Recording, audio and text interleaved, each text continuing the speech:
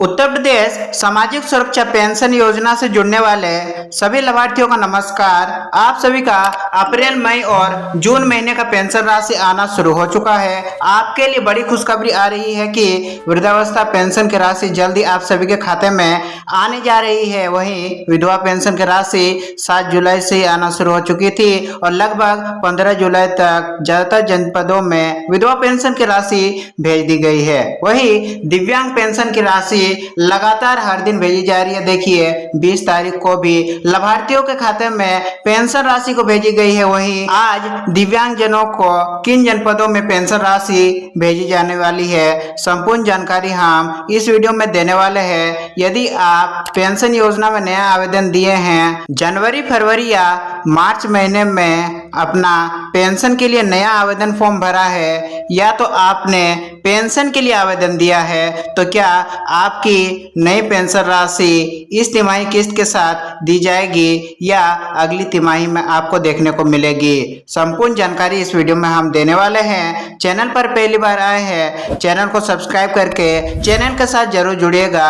इसी प्रकार से हम उत्तर प्रदेश सामाजिक सुरक्षा पेंशन योजनाओं से जुड़े सभी दिव्यांग जन, वृद्धावस्था, विधवा और कुष्ठ रोग पेंशनधारियों के योजना से जुड़े अपडेट्स को लाने का हम प्रयास करते हैं जो सही और सटीक हो। सबसे पहले हम बात करते हैं विधवा पेंशन की। इस बार सबसे तेज भुगतान निराश्रित महिला पेंशन यानी कि विधवा पेंशन धारकों का किया गया है। विधवा पेंशन का राशि 7 जुलाई से ही लाभार्थियों के खाते में क्रेडिट किया जा रहा है और लगभग 85 से लेकर 90% पात्र महिलाओं के खाते में राशि अब तक पहुंच चुकी है। जी हां, ऑफिशियल डाटा निकल करके आ चुका है। लगभग 90% महिलाओं के खाते में अब तक विधवा पेंशन की राशि भेजी गई है। और यही नहीं, सरकार ने अब इस योजना को केवल पेंशन तक सीमित नहीं रखा है। अब सभी पात्र महिलाओं को प्रधानमंत्री या मुख्यमंत्री आवास योजना में प्राथमिकता मिल सकेगी। आयुष्मान भारत और मुख्यमंत्री जन आरोग्य योजना का लाभ भी उपलब्ध कराया जा रहा है। यानी अब पेंशन के साथ आवास और स्वास्थ्य सुरक्षा भी जोड़ी जा रही है। सभी पात्र महिलाओं को पेंशन के साथ साथ कई सारी सुविधाएं उत्तर प्रदेश सरकार द्वारा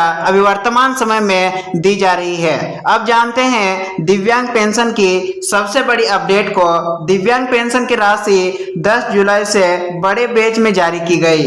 वहीं अभी तक पूरे प्रदेश में एक साथ भुगतान नहीं हो पाया है। काफी लाभार्थी अभी तक परेशान है कि उनके खाते में 3000 की राशि अब तक नहीं पहुंची है। कुछ जिलों में पैसा पहुंच चुका है, जबकि कुछ जिलों में अभी भी लाभार्थी इंतजार कर रहे हैं, हर रोज वेट कर रहे हैं कि कब हमारे खाते में हमारी तिमाही राशि, तिमाही किस्त देखने को मिलने वाली है। 16 जुलाई को जिन भी जनपदों में दिव्यांग पेंशन की राशि भेजी गई है उनमें शामिल है लखनऊ, सोनभद्र, पीलीभीत, सहारनपुर, बहराइच, बदायूं, हरदोई, बांदा, फिरोजाबाद, मऊ, रायबरेली, मुजफ्फरनगर और आगरा में 16 तारीख को लाभार्थियों के खाते में भारी मात्रा में पेंशन राशि भेजी गई है। वहीं 20 जुलाई से आजमगढ़ जिले में भी दिव्यांग पेंशन की राशि भेजी जा रही है। लाभार्थियों द्वारा पिछले कुछ दिनों से काफी ज्यादा कमेंट किया जा रहा था कि हमें आजमगढ़ जिले में अब तक हमारा पेंशन राशि आना शुरू नहीं हुई है। फाइनली 20 जुलाई से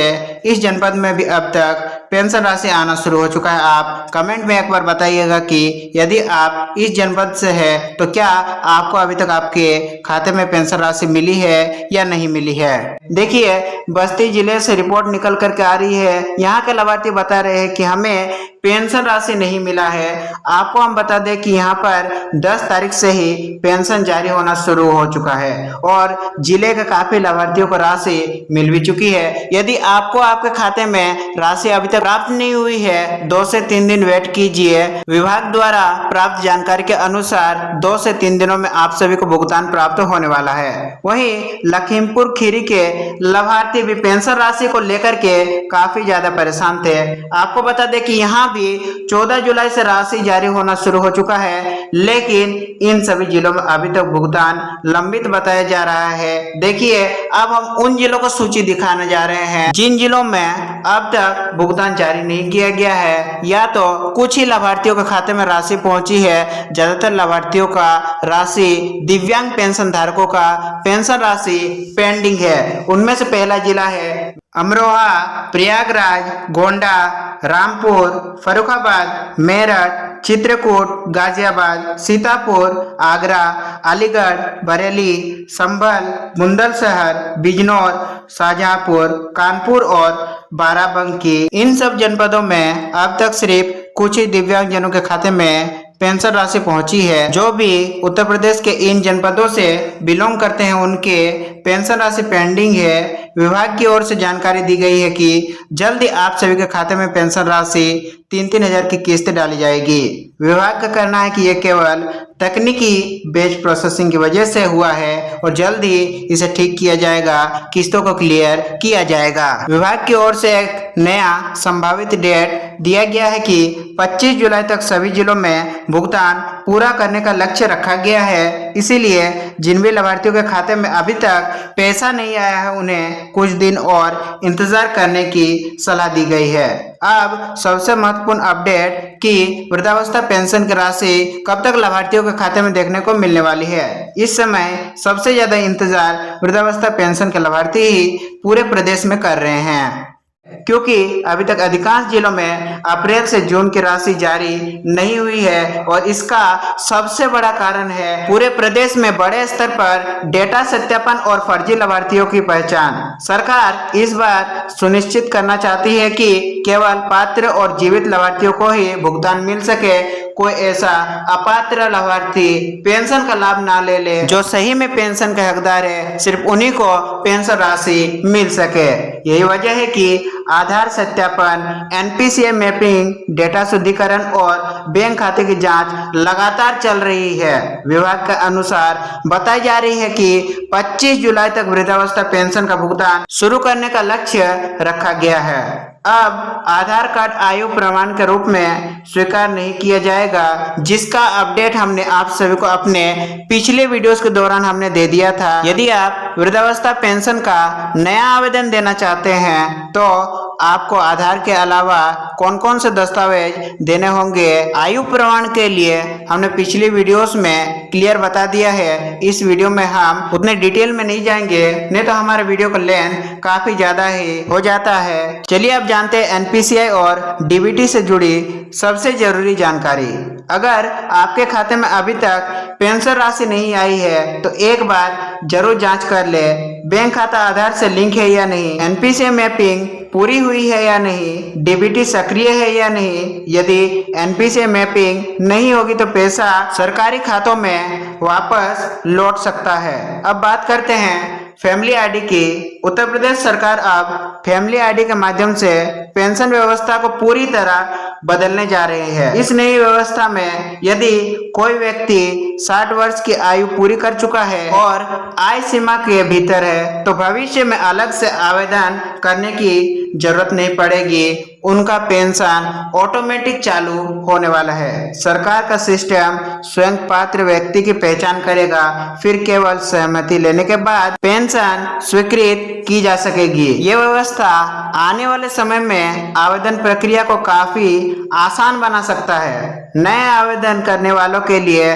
महत्वपूर्ण सूचना: यदि आपने जनवरी, फरवरी या मार्च महीने में नया आवेदन दिया है तो क्या आपको आपका अप्रैल, मई और जून महीने की राशि मिल सकेगी? क्या आपको भी आपका अप्रैल से जून महीने की किस्त 3,000 रुपये आपके खाते में मिल सकेगी? अगर आपने जनवरी, फरवरी या मार्च 2026 में आवेदन किया था और आपका आवेदन स्वीकृत हो चुका है तो संभावना है कि इसी भुगतान चक्र में आपको एरियर सहित पहली किस्त मिल सकती है। लेकिन यदि दस्तावेज अधूरे हैं या आय प्रमाण सही नहीं है तो आवेदन लंबित भी हो सकता है। आपका आवेदन को रिजेक्ट भी किया जा सकता है। विशेष पेंशन योजना भी जान लीजिए। उत्तर प्रदेश सरकार कुष्ठ रोग से प्रभावित दिव्यांगजनों को 3,000 प्रति माह तक की विशेष सहायता राशि देती है और इसके अलावा ट्रिपल तलाक पीड़ित महिलाओं और एसिड अटैक सर्वाइवर्स के लिए भी अलग सहायता एवं आवास तथा स्वास्थ्य सुविधाएं उपलब्ध कराई जा रही है। यदि आप कुष्ठावस्था पेंशन के लाभार्थी है या आपके किसी रिश्तेदार या परिवार के सदस्य द्वारा इस पेंशन राशि का लाभ प्राप्त किया जाता है तो आपको बता दें कि दिव्यांग पेंशन के साथ ही इन सभी लाभार्थियों का भी भुगतान चालू कर दिया गया है। इन्हें भी अब जल्द ही इनके खाते में 3,000 रुपये की राशि के हिसाब से 3 महीने के 9,000 रुपये देखने को मिलने वाले हैं।